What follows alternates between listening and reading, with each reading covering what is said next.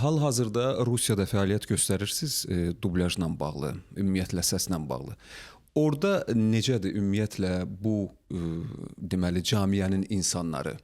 Bir təzyiqlər varmı? Yəni ki, insan faktorunun azalmasına qarşı, aktyorlara ehtiyacın azalmasına qarşı hansısa bir etirazlarla üzləşirsiniz, yoxsa sadə yanaşırlar buna bir təbii proses kimi?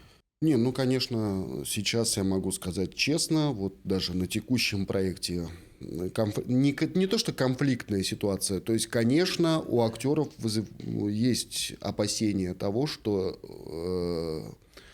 кого-то могут... Да, кого-то могут, но в данном случае... Это фактор, который в любом случае не изменить. Реалlıqla barışmalısın. Да, а что? Но хорошо, ты на что-то обиделся, а что это изменит? Это ничего не изменит. Поэтому просто с этим надо свыкнуться и наоборот постараться с этим работать. Mübarizə olmaq lazım. Да. Ruhdan düşmək olmaz. Yaxşı əlamətdir. Nə mənada? Deyək ki, bir serial yazırıq. Serialın içində 200-300 personaj var. Да. 200-300 səs. Biz bunu yazanda deyək ki, 10 nəfərlə səsləndirir. 10 nəfər, 15, ən yaxşı halda 20 nəfərlə yazırıq. Yəni biz bu səsini artıra bilərik də, düzdür? Bu versiya ilə biz 200 personajın səsi ilə yazmış olarıq.